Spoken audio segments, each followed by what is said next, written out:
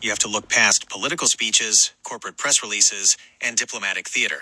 Instead, you have to look straight at the physical choke points of global trade, the narrow corridors where the entire world's economic energy is forced to compress. Before we unpack today's file and look at the terrifying fragility of these systems, take a moment to like this video, share it with someone who loves high-stakes corporate and global strategy, and subscribe to the channel so you never miss a briefing. Right now, as you watch this, a staggering 12% of everything moving across the planet, from the microchips in your pocket to the fuel in your car, is passing through a strip of water barely 3 miles wide. Think about that scale. We live in a globalized economy that prides itself on seamless, frictionless, just-in-time delivery.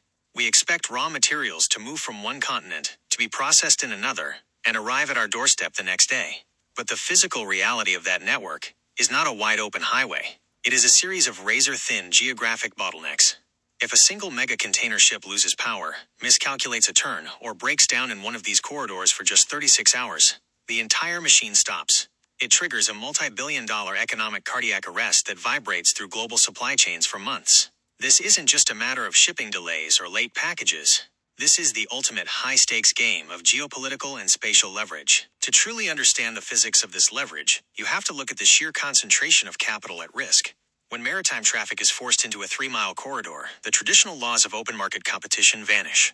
The entities that control, protect, or threaten these narrow waters possess an asymmetrical veto power over global wealth. If an ocean container transit route is disrupted, there is no simple alternative.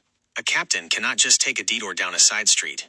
Bypassing a major international choke point often means rerouting an entire fleet around an entire continent, adding 10 to 14 days of transit time, burning millions of metric tons of additional fuel, and throwing global manufacturing schedules into absolute chaos.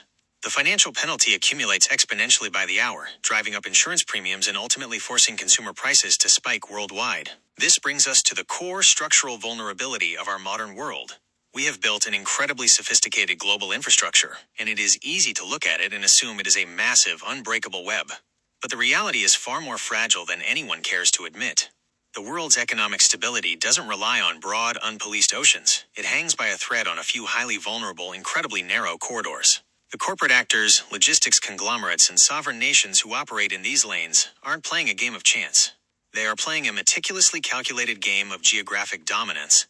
They understand that in the modern economy, you don't need to control an entire market to dominate it. You only need to control the bottleneck. That concludes today's briefing. If this breakdown gave you a new perspective on the invisible mechanics of global trade and how the economy actually functions behind closed doors, please hit that like button, share this video with your professional network, and subscribe to the channel to stay ahead of the game. Let me know in the comments below which specific global choke point or corporate chess match we should analyze in our next session. Thank you for joining us in the briefing room. See you at the next file.